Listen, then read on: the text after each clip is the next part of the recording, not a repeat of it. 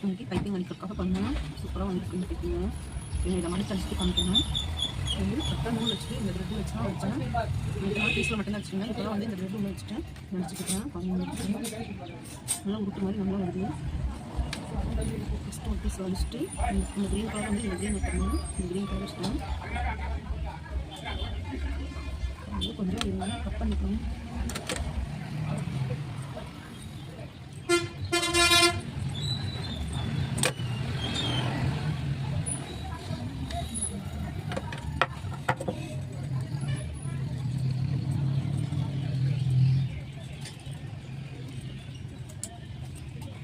இந்த மாதிரி வந்து கட் பண்ணும்போது இப்படி நேரம் வச்சுக்கோங்க.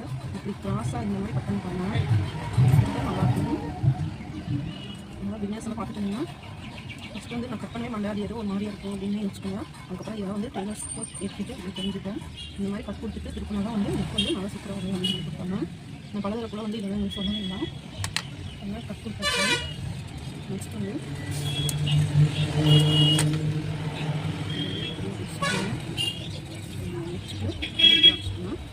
பார்த்தோம்னா இந்த சைடு வந்து நல்லா பார்த்தீங்களா பைக்கிங்க. இதை அடிச்சுட்டு ஃபினிஷிங் எப்படி வருதுன்னு பார்க்கலாம்.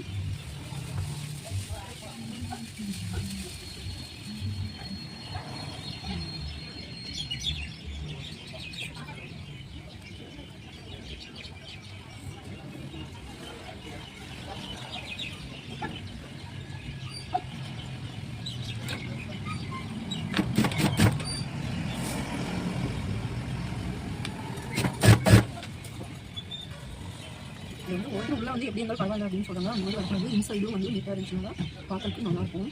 இன்சைடும் நல்லாயிருக்கும்.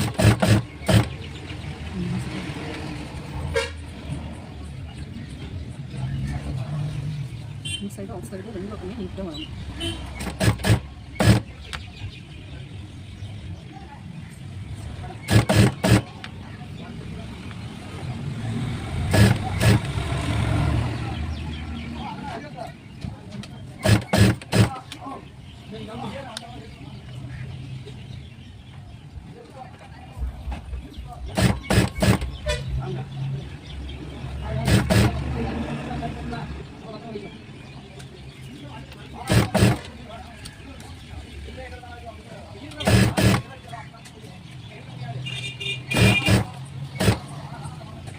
கொஞ்சம் அந்த இது மடிக்கிறதுக்கு கொஞ்சம் கம்மியாக இருக்கிறதுனால கொஞ்சம் நல்லா இருக்குது. அதனால் நல்லா நிறுத்தி மடிச்சு தான் விட்டு அடிக்கிறேன்.